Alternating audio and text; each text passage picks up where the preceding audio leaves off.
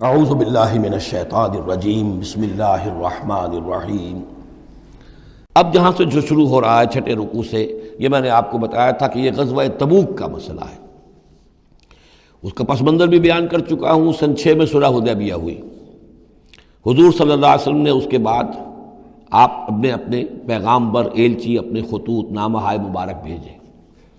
باقی جگہوں پر جو ہوا سو ہوا، لیکن ایک شخص نے کہ جو رئیس بصرہ تھا، شرحبیل بن عمرو غسان کا، اور یہ تھا رومن امپائر کے تابع، ان کا باج گزار تھا، اس نے حضور کا جو وہاں گیا تھا نامہ بر خط لے کر گئے تھے حضرت حارث ابن عمیر ازدی رضی اللہ تعالی عنہ، انہیں قتل کر دیا، شہید کر دیا۔ سفیر کا قتل جو ہے وہ گویا کہ اعلان جنگ ہوتا ہے، لہذا حضور نے ایک لشکر تیار کیا، 3000 مسلمانوں کو جمع کیا، حضرت زید ابن حارثہ کو ان کے اوپر امیر بنایا اور لشکر بھیجا موتا کی طرف۔ یہ جنگ موتا ہوئی ہے سن 8 میں، جمادی الاولیٰ سن 8 میں جنگ موتا ہوئی ہے۔ اس میں ہوا یہ کہ وہاں سے رومیوں کا لشکر آ گیا 1 لاکھ کا، اور مسئلہ یہ پیدا ہوا کہ اب ہمیں مقابلہ کرنا چاہیے یا نہیں، لیکن مسلمانوں نے کہا کہ ہم تو شہادت کے شائق ہیں، شہادت ہے مطلوب و مقصود مومن، نہ مال غنیمت نہ کشور کشائی۔ تو جنگ ہوئی، نتیجہ یہ ہوا کہ حضرت زید بن حارثہ بھی شہید ہوئے۔ پھر حضور نے پہلے ہی بتا دیا تھا کہ اگر وہ شہید ہو جائیں تو پھر جعفر ابن ابی طالب جو حضور کے چچا داد بھائی تھے، حضرت جعفر طیار، پھر وہ ہوں گے کمانڈر، انہوں نے چارج لیا، وہ بھی شہید ہو گئے۔ ان کے بعد حضور نے فرمایا تھا کہ عبداللہ ابن رواحہ انصاری ہوں گے، انہوں نے چارج سنبھالا، وہ بھی شہید ہو گئے۔ پھر آخر کار حضرت خالد ابن ولید نے خود اپنے ہاتھ میں کمان سنبھالی اور کسی طریقے سے وہ اپنے اس لشکر کو بچا کر لے آئے۔ تو یہ صورتحال ہوئی جنگ موتا کی۔ اس کے بعد نبی اکرم صلی اللہ علیہ وسلم نے پھر اعلان عام کیا کہ اب میں خود جاؤں گا، اور اب وہ جنگ تبوک کا مسئلہ ہوا کہ اب تمام مسلمان، ہر صاحب ایمان کے لیے میرے ساتھ نکلنا ضروری ہے، ہم تبوک تک جائیں گے۔ تبوک آخری سرحد تھی کہ جو رومن امپائر جہاں سے شروع ہو جاتی تھی، یہ حجاز کا آخری شہر ہے، مدینے سے جہاں تک میرا اندازہ ہے کوئی 300 ساڑھے 300 میل شمال میں ہے، اور بڑا سخت جو ہے صحرا درمیان میں آتا ہے۔ شدید گرمی کا موسم تھا، شدید گرمی کا موسم، تب طویل سفر۔ ادھر فصل تیار تھی کہ کھجوریں پکی ہوئی تھی، اگر انہیں اتاریں گے نہیں وقت پر تو ضائع ہو جائے گی، اور اگر سب مرد چلے جاتے ہیں تو عورتیں تو کھجوریں نہیں اتار سکتی، یہ کھجور کا اتارنا جو ہے پھل کا وہ آسان کام نہیں ہوتا۔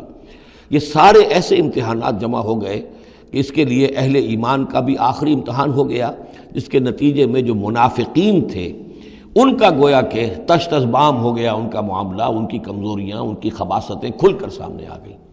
تو یہ یوں سمجھیے کہ یہ 11 رکوع منافقین کے موضوع پر قرآن مجید کا آخری مقام اور ذروہ سنام ہے۔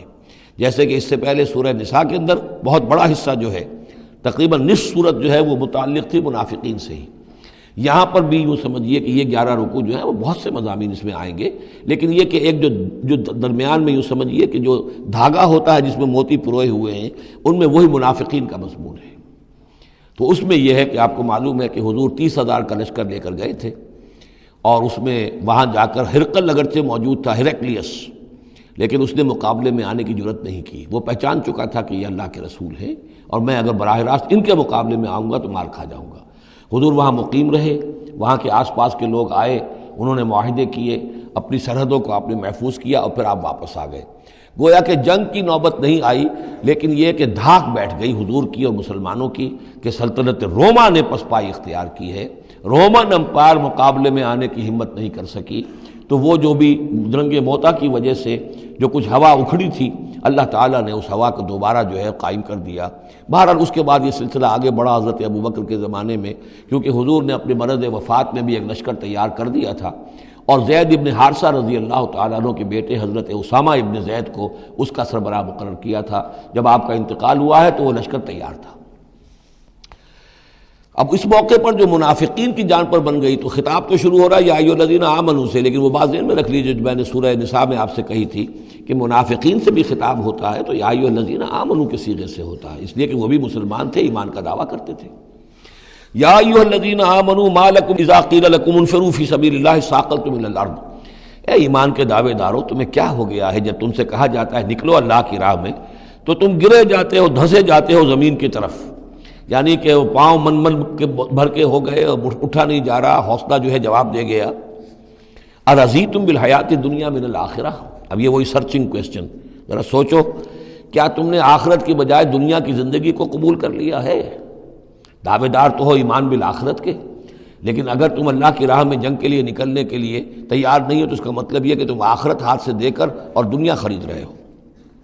فما متاع الحیات الدنیا فی الآخرۃ الا قلیل، تو جان لو کہ دنیا کی پوری زندگی کا ساز و سامان آخرت کے مقابلے میں کچھ بھی نہیں ہے، نہ ہونے کے برابر ہے، بہت قلیل۔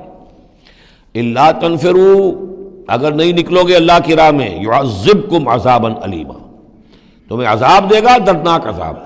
وَيَسْتَبْدِلْ قَوْمًا غَيْرَكُمْ، اور تمہیں ہٹا کر کسی اور قوم کو لے آئے گا۔ اس نے اپنے دین کا جھنڈا اٹھوانا ہے، تم نہیں اٹھاتے، تمہیں دفع کرے گا، ریجیکٹ کرے گا، مردود کر دے گا اور کسی اور قوم کو لے آئے گا۔ وَلَا تَضُرُّوهُ شَيْئًا، اور تم اللہ کا کوئی نقصان نہیں کر سکو گے۔ وَاللَّهُ عَلَىٰ كُلِّ شَيْءٍ قَدِيرٌ، اللہ ہر چیز پر قادر ہے۔ إِلَّا تَنصُرُوهُ، اگر تم ان کی مدد نہیں کرو گے، یعنی حضور کی، فَقَدْ نَصَرَهُ اللَّهُ إِذْ أَخْرَجَهُ الَّذِينَ كَفَرُوا ثَانِيَ اثْنَيْنِ إِذْ هُمَا فِي الْغَارِ، جبکہ کافروں نے انہیں اپنے گھر سے اور مکے سے نکلنے پر کر دیا تھا، جبکہ دو میں کے دوسرے تھے، دو ہی تھے، حضور تھے اور حضرت ابوبکر تھے رضی اللہ تعالی عنہ۔ اذ ہما فی الغار، جبکہ وہ دونوں غار میں تھے۔ اذ یقول، یہ غار ثور کا واقعہ ہے۔ اذ یقول لصاحبہ لا تحزن، جب حضرت ابوبکر نے رضی اللہ تعالی عنہ یہ کہا کہ حضور یہ تو پہنچ گئے ہیں غار کے دہانے تک، اگر کسی نے ذرا بھی نیچے جھانک لیا تو ہم نظر آ جائیں گے۔ تو حضور نے فرمایا لا تحزن، فکر نہ کرو، ان اللہ معنا، اللہ ہمارے ساتھ ہے۔ فانزل اللہ سکینتہ علیہ، تو اللہ تعالیٰ نے تسکین اور سکون نازل کر دیا ان پر۔ وأیدہ بجنود لم تروہا، اور ان کی مدد فرمائی ان لشکروں سے جنہیں تم نہیں دیکھتے۔ وجعل کلمۃ الذین کفروا السفلی، اور جس کا نتیجہ یہ نکلا ہے کہ کافروں کا کلمہ جو ہے وہ نیچا پڑ چکا ہے، پورے جزیرہ نما عرب کے اندر اللہ کا دین جو ہے غالب آ چکا ہے۔ وجعل کلمۃ الذین کفروا السفلی، اللہ نے بنا دیا ہے کافروں کی بات کو سب سے نیچے۔ وَكَلِمَةُ اللَّهِ هِيَ الْعُلْيَا، اور اللہ کا کلمہ تو سب سے اونچا ہے ہی۔ واللہ عزیز الحکیم، اللہ تعالیٰ زبردست ہے، حکمت